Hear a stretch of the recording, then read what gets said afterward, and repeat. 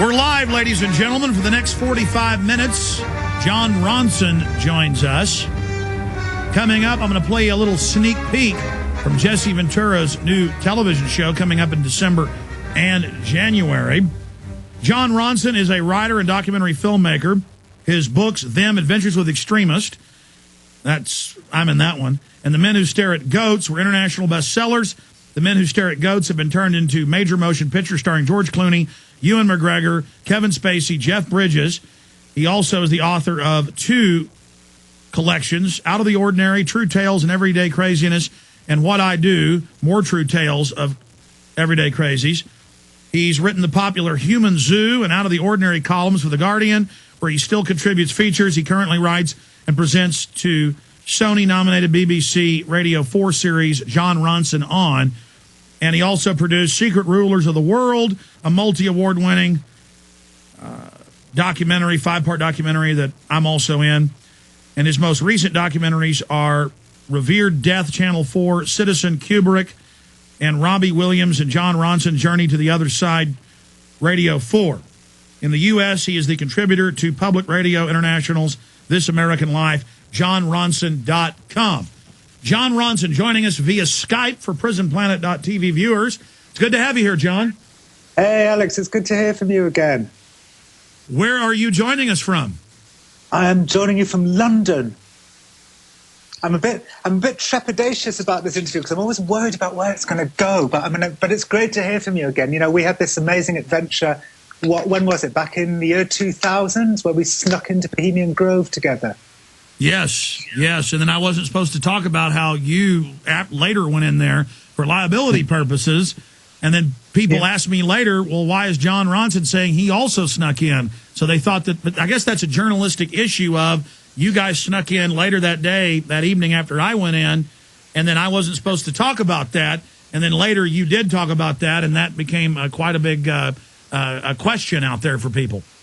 Yeah, no, I was worried at the time, speaking completely frankly, that if I admitted that I snuck in and trespassed, we might have trouble getting our documentary on television because of the way that we, went about gathering the material. So I just kind of kept quiet about it. But then when my book came out, when Them came out, I did admit going in. But of course, to this day, there's loads of people who think that I didn't go into Bohemian Grove and I faked the whole thing, including people on Prison Planet, on the forum and so on. Well, don't feel bad, Jon, because people think A, didn't sneak in, or B, that they let us in. But no, we did indeed. I separately snuck in. Then later that day, you reportedly snuck in there. And right. I did see you about 100 yards away and wave at you. Yeah, absolutely. In fact, we walked past each other when we were surrounded by all that kind of strange, devilly iconography and all those kind of, owl sculptures. And we walked past each other basically, just keep walking, just keep walking. It was a mad night. I still look back on that as being probably the strangest night of my life and one of the most enjoyable. Well, I think one of the big issues here is folks can't believe that I was able to sneak in and shoot that footage that you use in your television program because so many other people got caught, got busted. But every time you read about a CBS News reporter or a People magazine reporter or Vanity Fair, they walk up to people and start asking reporter questions. What do they think's going to happen? There is a weirdness, though, to us getting in because we both knew that in the days preceding our arrival, there were kind of FBI guys all over the local town and so on. But by the time we arrived, they'd all cleaned out. And we just walked in very easily. I walked up the drive, giving the security guard a kind of I rule the world wave, wearing preppy clothes. And you went in through the undergrowth, but we both got in incredibly easily. My guess is that these days, since your documentary and my book and documentary, it's going to be a lot harder to get into Bohemian Grove. But, maybe we spoiled the party for any other. I believe we have. In fact, they've reported that the security is out the wazoo now. Jon Ronson, stay with us. Talk.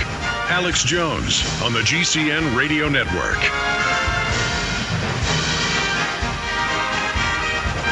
Jon Ronson is our guest, documentary filmmaker, worldwide best-selling author. Both of his best-selling books got optioned to make films.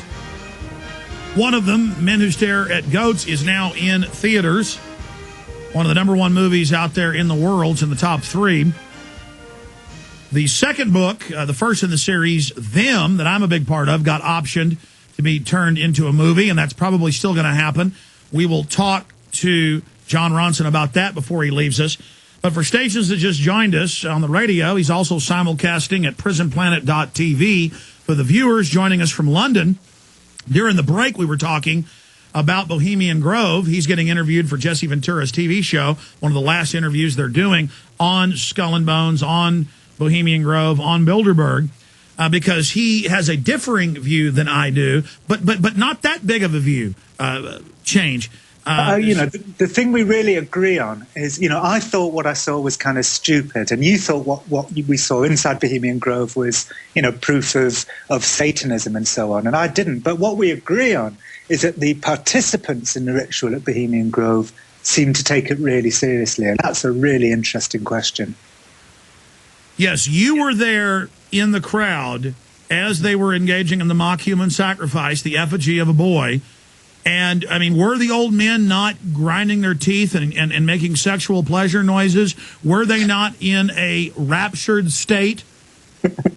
Well, they did seem to. I don't know if I'd use those exact words. I didn't think kind of sexual pleasure and so on. But they did seem to be, really into it, really intense about it. And you noticed that, and I noticed that. And it was strange, and I came away thinking, frankly, that I was the most sane person in the entire redwood forest, because I didn't agree with you and Mike's interpretation of the ceremony, but also I could see that, the participants were taking it just as seriously as you were, and I did find that very odd. And in fact, that was the kind of germ of the idea, this idea of kind of bubbles of craziness at the heart of power that eventually led on to me writing The Men-in-State Goats.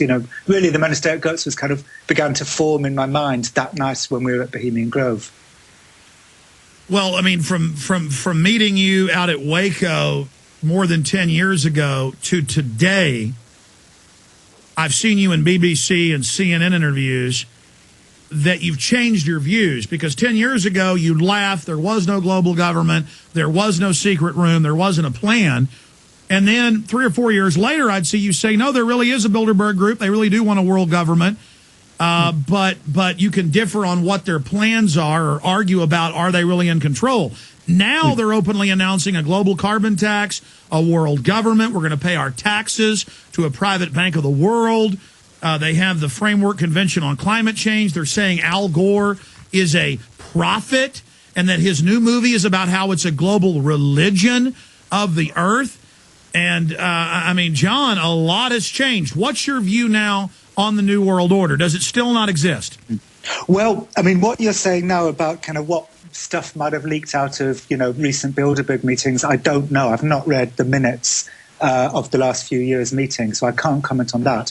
But the reason why I said that I felt that, their agenda was, to an extent, a creation of world government is because that's what one of the founding members of the Bilderberg Group said to me on the record. It was Dennis Healy, Lord Healy, who was one of the, the first people to set up Bilderberg. And he said to say that we were striving for a world government is exaggerated but not wholly unfair. Those are his actual words. He said because basically, Bilderberg was set up post Second World War, and they saw that, that the last thing the world needed was a politician who was too much of an ideologue. They didn't want any more Hitlers, so they kind of figured a world government where politics wasn't really in the hands of politicians. It was much more about the flow of capital. That seemed to have been the reason why Bilderberg, as a kind of centrist globalist thing, was set up. So that there we are not in disagreement either. But John, the mainstream media still out of one side of their mouth says there's no such thing as a world government. And then out of the other side of their mouth, they say, yes, it's a great thing, and it's going to be non-democratic and authoritarian because we, the wise men, know best, i.e. Financial Times of London headline, and now for world government. I mean, here is the New York Times 2 weeks ago, Ban Ki-moon, and it says Ban Ki-moon, again, is the author of this, and he went on to say in the article that global government is what we need. He goes on in the article to say one world government is what we need and that carbon taxes will be the funding mechanism for this. I mean, this is authoritarian. This is unelected. This system is not democratic. And you find out the very same wise men that created Hitler and created Mussolini are the very wise men that created Osama bin Laden and Saddam Hussein, or their sons did.